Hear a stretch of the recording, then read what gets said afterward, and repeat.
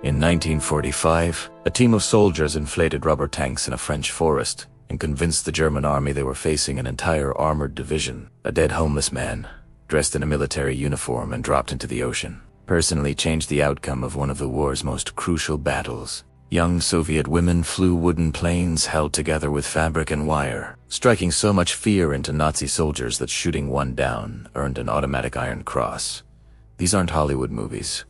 These aren't conspiracy theories. These are real events from World War II that were classified, buried, and hidden from the public for over 50 years. What if everything you learned about World War II in school was just the surface? What if beneath the famous battles and celebrated heroes lies a secret history so bizarre, so unbelievable, that it sounds like pure fiction? Today, we're pulling back the curtain on the hidden side of World War II. The operations that intelligence agencies kept locked away for decades. The heroes whose contributions were deliberately erased. The missions so sensitive that even the soldiers who carried them out could untell their own families what they'd done. We're going to explore the declassified files of the Ghost Army, a phantom force of artists and actors who used inflatable props and sound effects to deceive the Nazis on an episcale. You'll hear the incredible true story of Operation Mincemeat, a deception so audacious it convinced Hitler himself to move his troops, paving the way for the Allied invasion of Sicily. We'll also meet the Night Witches, the all-female Soviet bomber regiment that terrorized German forces with their silent, deadly raids. These missions were game-changers, altering the course of the war in ways that are only now coming to light. Why were these stories kept secret for so long? Who were the unsung heroes behind these operations?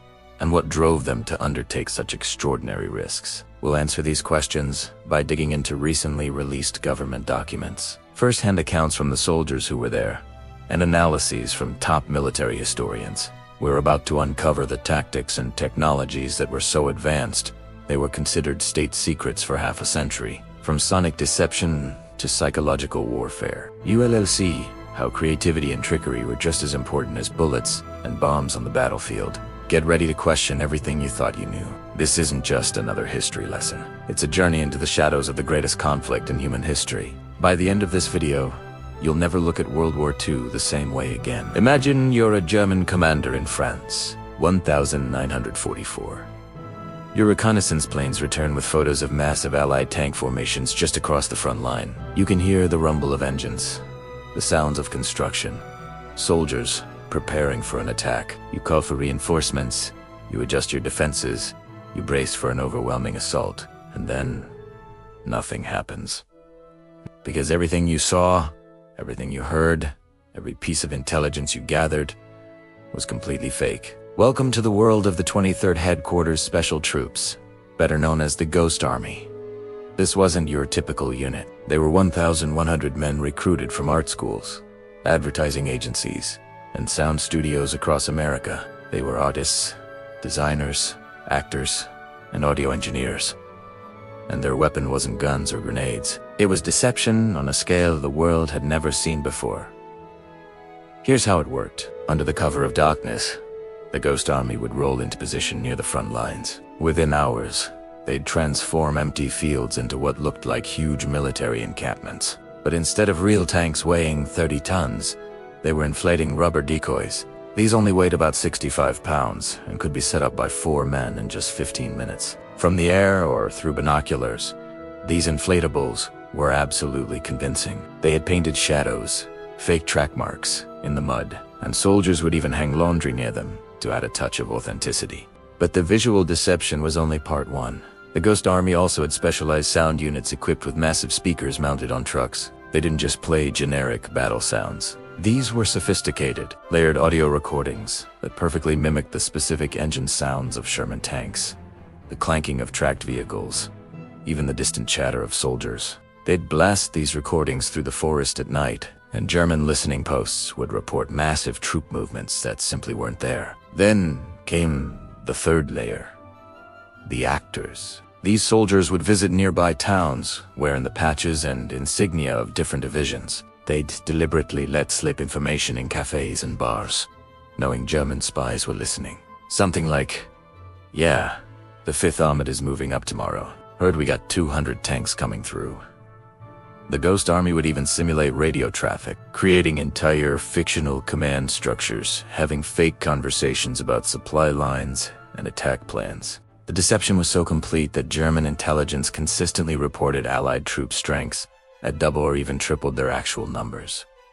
Let me give you a specific example. During the crossing of the Rhine River in March 1945, the Ghost Army staged one of their most ambitious operations. They simulated 2 entire divisions, that's 30,000 men, hundreds of tanks, and massive artillery miles away from the actual crossing point. Hermann forces, convinced they were facing a major assault, concentrated their defenses against the fake army. Meanwhile, the real Allied forces crossed the Rhine with minimal resistance. Historians estimate their operations saved between 15,000 and 30,000 Allied lives by drawing enemy fire and resources away from real troops. And here, that's what is truly mind-blowing. This entire operation remained completely classified until 1996. That is 51 years after the war ended. The men who served in the Ghost Army went home, lived their lives, grew old, and most of them died without ever being able to tell anyone what they'd actually done. When their kids asked what they did in the war, they had to give vague answers, like they were doing administrative work in England. One veteran described setting up rubber tanks while actual German positions were just a few hundred yards away. Another talked about the surreal experience of being an artist one day and a frontline deceiver the next. The Ghost Army proved something revolutionary, that in modern warfare, the mind can be as powerful a weapon as any bomb or bullet, that creativity and imagination, when properly applied, can save thousands of lives. These artists, armed with nothing but inflatable tanks and sound equipment, fooled one of history's most formidable military forces again and again. If you thought rubber tanks were crazy, what I'm about to tell you is going to seem absolutely insane. But it happened, it worked, and it might be the single most bizarre military operation in history. It's 1943. The Allies are planning to invade Sicily, the island at the southern tip of Italy, but there's a massive problem. Sicily's the obvious target.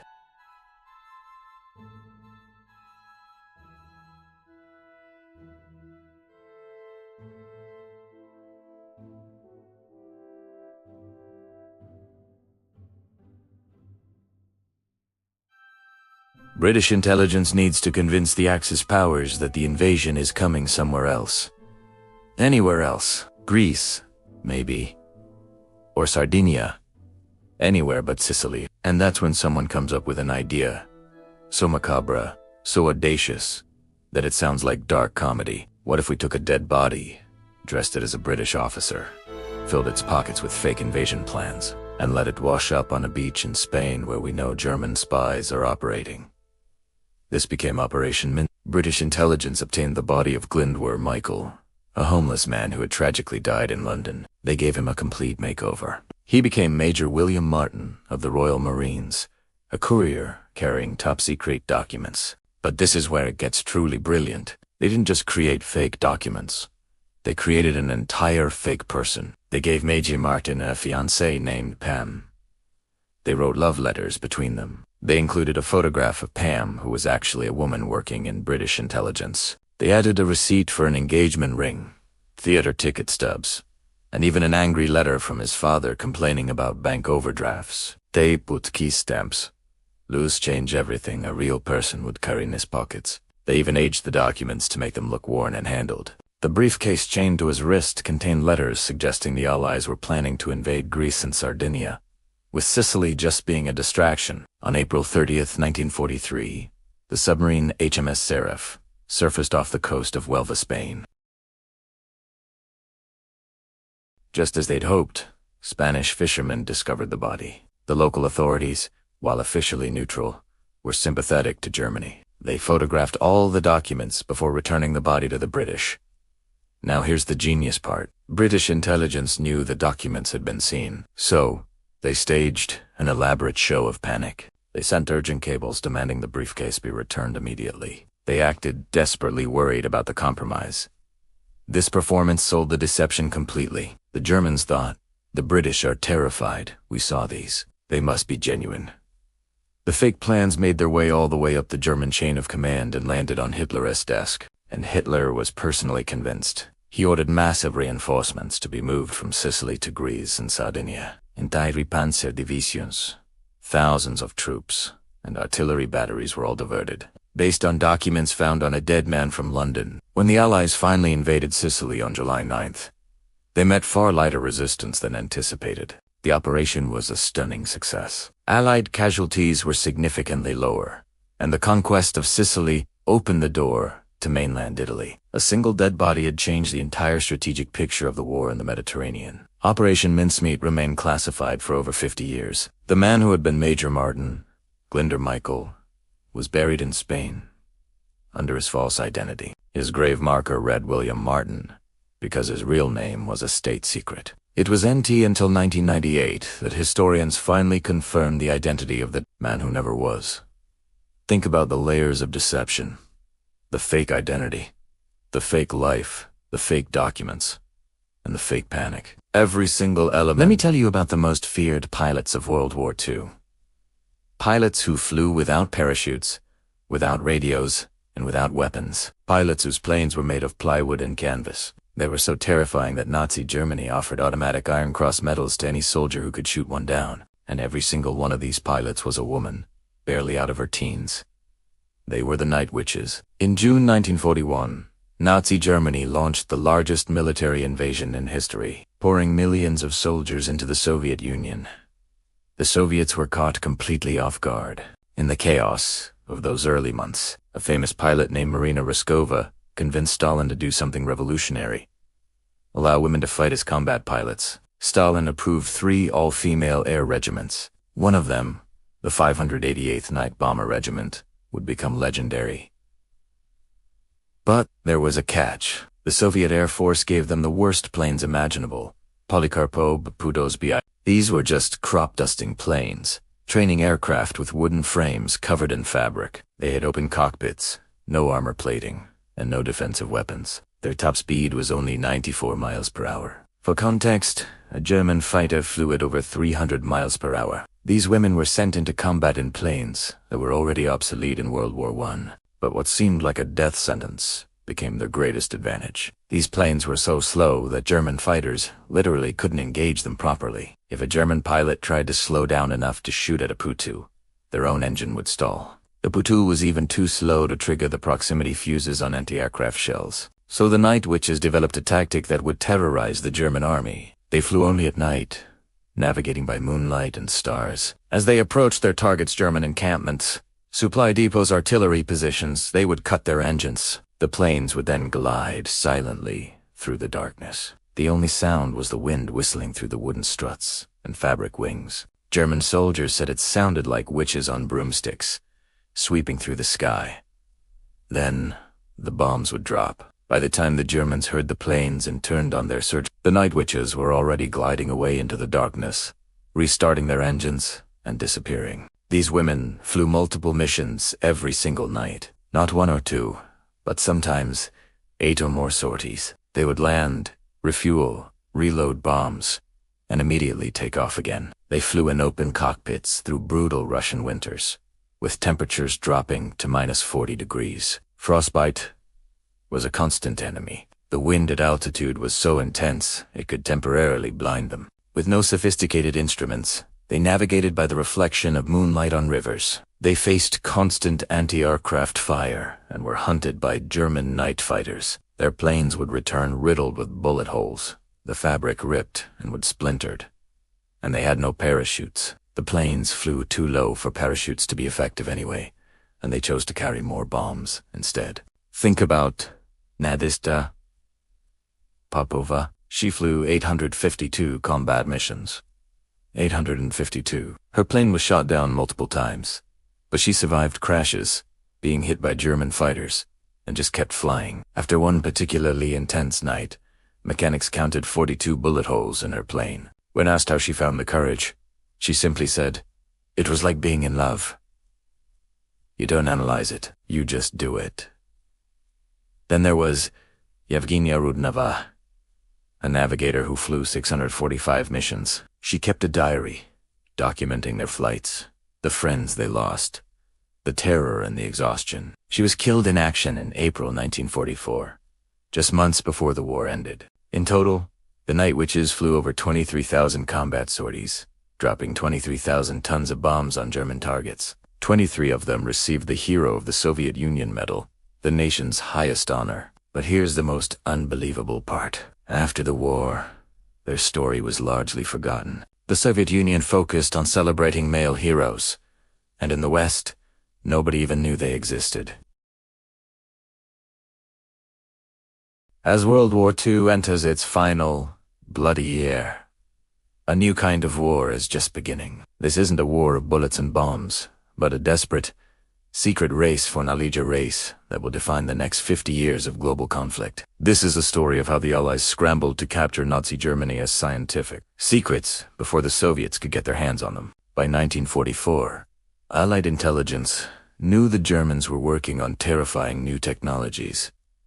Advanced rockets, jet engines, chemical weapons, and maybe, just maybe, an atomic bomb. The question was no longer just about defeating Germany. It was about what would happen to all that scientific knowledge once Germany fell. To answer that, the US launched Operationals, a top-secret mission to follow right behind the front lines and secure German research facilities, documents, and, most importantly, the scientists themselves. Led by physicist Samuel Goudsmit, this team raced across a collapsing Europe. It was like a high-stakes scavenger hunt, where the prize wasn't gold, but the very future of warfare. In April 1945, they made a critical discovery in a cave beneath a church in the small town of Hiddden. They found Germany's atomic research program, a few uranium cubes, a partially built reactor, and a handful of exhausted scientists. To everyone's immense relief, they realized the Germans were years away from building a bomb. The Manhattan Project was light years ahead,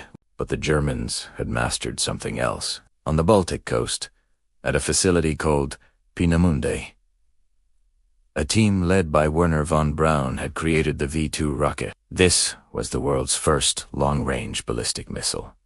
It was more than just a weapon. It was the foundation of space exploration, ICBMs, and the entire future of aerospace technology. As the Third Reich crumbled in May 1945, Wernher von Braun and his team of rocket scientists faced a choice. They could surrender to the Soviets advancing from the east, or they could surrender to the Americans coming from the west. They chose the Americans. Von Braun knew his knowledge was a powerful bargaining chip. He knew he could negotiate a deal. And negotiate he did. What followed was Operation Paperclip, one of the most controversial operations in American history. The U.S. government secretly brought over 1,600 German scientists, engineers, and technicians to America. This wasn't just about rockets. They brought experts in chemical weapons, aviation, and physics specialists from every advanced field. Now, here's the deeply uncomfortable truth. Many of these men were committed Nazis. Some had used slave labor from concentration camps to build their weapons. Some had even conducted horrific experiments on prisoners. Their hands were anything but clean. The U.S. government knew this. Intelligence reports clearly documented their Nazi affiliations and their war crimes, but they brought them to America anyway. Their dark pasts were scrubbed clean. Records were altered. Background files were rewritten. The justification was cold and pragmatic. The Cold War with the Soviet Union was starting, and America needed their expertise. The logic was simple. If we don't take them, the Soviets will. Wernher von Braun is the ultimate symbol of this moral compromise. During the war, he designed the V-2 rockets that killed thousands of civilians in London. The underground factories that built those rockets used slave labor, where countless prisoners died from exhaustion and abuse. After the war, von Braun became the celebrated architect of America's space program. He appeared on TV with Walt Disney, charmingly explaining space exploration to children. He designed the Saturn V rocket that took Americans to the moon. The man who built weapons of terror for Hitler became an American hero. Meanwhile, the Soviets were running their own version of Operation Paperclip, capturing German scientists in their occupation zone. The scientists who fell into Soviet hands would go on to build the USSR's formidable missile program. Just think about it. The space race, the nuclear arms race, the ballistic missiles that held the world hostage for decades, all of it grew directly from this frantic grab for Nazi science in the final days of World War II. Operation Paperclip wasn't fully declassified until the 1990s, and even many files remained censored. Historians are still uncovering the full extent of what the U.S. government... Have you ever wondered what it takes to save a city? not with armies or weapons, but with words. Let's travel back to August 1944. The Allies are closing in on Paris, which has been under Nazi occupation for 4 long years. In Berlin, an enraged Adolf Hitler issues a chilling command to his military governor in Paris, General Dietrich von Chaltitz. The order is simple and barbaric. Paris must not fall into enemy hands, except as a field of ruins. Imagine that for a moment. Hitler wanted the Eiffel Tower torn down, Notre Dame Cathedral dynamited, the Louvre Museum burned to the ground. Every historic bridge across the Seine was to be rigged with explosives. The entire city, the heart of Western culture, was to be obliterated. General von Chaltitz, a man known for his ruthless obedience, began to comply. Tons of explosives were planted beneath the city's most cherished landmarks. Demolition experts stood by, waiting for the final word. Paris was literally hours away from annihilation. But then, an unlikely hero enters the scene. His name was Raoul Nordling, the Swedish consul general. Nordling had lived in Paris for decades. He loved the city as his own. He spoke fluent German and French and had contacts deep within the occupation government. He decides to attempt the impossible, to persuade a hardened Nazi general to defy a direct order from Hitler himself. Nordling secures a meeting with von Chaltitz. He doesn't threaten him. He doesn't beg. Instead, he appeals to something far more powerful. The general's legacy. He looks von Chaltitz in the eye and asks a series of piercing questions. Do you want to be remembered for all time as the man who destroyed Paris? Will you be the one who reduces this jewel of a city to rubble? What will your family think? What will history say about you? This was a masterclass in persuasion. Nordling wasn't just talking.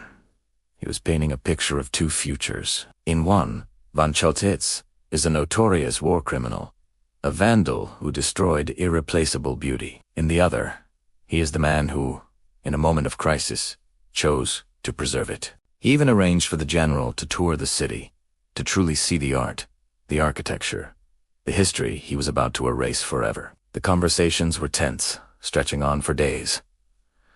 The situation grew more desperate. The French resistance launched an uprising within the city, and street battles broke out. The Allied armies were at the gates, and all the while, Hitler was screaming down the phone line from his bunker, demanding to know if Paris was burning yet. But von Chaltitz stalled. He made excuses. He delayed the order. He found reasons not to press the detonators. Then, on August 25, 1944, French and American tanks rolled into the city. General von Chaltitz formally surrendered to the Allies. The explosives under the Eiffel Tower, beneath Notre Dame, under every bridge of them went off. Paris was saved. The city of light would not be extinguished. So why did a loyal general disobey his four? The true reason remains a subject of debate. Von Chaltitz himself gave conflicting accounts. Some historians believe Nordling's powerful appeal to his conscience and legacy truly changed his mind. Others argue he was a pragmatist who knew Germany had lost the war and wanted to avoid a war crimes conviction. Maybe it was a combination of both. What we do know for sure is that this incredible act of diplomatic courage happened. One man, using nothing but eloquence and a deep understanding of human nature, stepped into the path of destruction and averted a cultural catastrophe. And, for decades, the world never even knew the name Raoul Nordling or the crucial role he played in saving one of the world's most beloved cities. It's a powerful reminder that sometimes the most important battles aren't fought with. What if I told you the history you know is a lie? Or at least, not the whole truth. World War II wasn't just fought with bullets and bombs. It was won with imagination, deception, and incredible courage in the shadows. For over 50 years, some of the most crucial stories of the war were locked away, classified, deliberately forgotten. Today, we unlock 5 of them. First, meet the Ghost Army. This wasn't a unit of soldiers, but of artists, designers, and sound engineers. Their mission, to fool the entire German army. They created a phantom force using hundreds of inflatable rubber tanks, fake radio transmissions, and powerful speakers blasting the sounds of an army on the move. They could make a single platoon sound like a whole division, drawing enemy forces away from real invasion points, including They saved thousands of lives, not wheat guns, but with paintbrushes and creativity, an army of artists that tricked Hitler. Next, We have a story so bizarre, it sounds like fiction. Operation Mincemeat. Allied intelligence needed to convince the Germans they were invading Greece, not Sicily. Their solution: they took the body of a homeless man, dressed him as a Royal Marine officer, handcuffed a briefcase full of fake invasion plans to his wrist, and dropped him off the coast of Spain for the Nazis to find. The Germans bought it, hook, line, and sinker. They moved their troops to Greece, leaving Sicily vulnerable. A dead man changed the course of the war in the Mediterranean. Now, look to the skies and listen for a whoosh. That was the sound of the night witches. This was an all-female Soviet bomber regiment, feared by the Nazis. They flew outdated, flimsy biplanes, made of wood and canvas planes, so slow and quiet, they could glide to their targets with the engines off, dropping their bombs before the enemy even knew they were there. The soft whooshing sound of their planes was the only warning, a noise the Germans said sounded like a witch's broomstick. Flying in the dark, with no parachutes or radios, these women completed over 30,000 missions. They were ghosts in the night, haunting the Eastern Front. As the war neared its end, a new race began. The race for Nazi secrets. Operation Paperclip was a top-secret American mission to get Germany's best scientists and their advanced technology before the Soviets did. We're talking about the minds behind the V2 rocket, the world's first long-range ballistic missile. Men like Werner von Braun, who went from building weapons for the Third Reich to putting Americans on the moon. It was a morally complicated scramble for intellectual spoils, a decision that supercharged the Cold War and the space race, but was built on a foundation of ethical compromise. Was it worth it? History's still debating that one. Finally, a story of a single man who saved a city of millions. In August 1944, Hitler gave a direct order. If the Allies reached Paris, the city was to be leveled, a field of rubble. The man tasked with this destruction was General Dietrich von Choltitz, but a Swedish diplomat. Raoul Nordilling snuck into German headquarters and spent hours negotiating with him. He appealed to Choltitz's conscience, his legacy, his sense of history. In the end, Choltitz defied Hitler's order. He surrendered the city intact. One conversation saved Paris from complete annihilation. The Ghost Army, a dead spy, the Night Witches, Nazi scientists, and a brave diplomat. These aren't the stories you find in textbooks. They prove that victory isn't just about famous generals and epic battles. It's about the artists, the spies, the pilots, and the peacemakers whose names were erased from the official record. These 5 stories are just the tip of the iceberg. History is full of secrets, still waiting in dusty, slashified files. What other truths are hidden from us? If you found these stories as mind-blowing as I did, make sure to hit that like button and subscribe for more deep dives into the history they didn't want you to know. Let me know in the comments which of these 5 stories shocked you the most. And if you know of any other hidden WW2 missions, share them below. Thanks for watching. Until next time, keep questioning.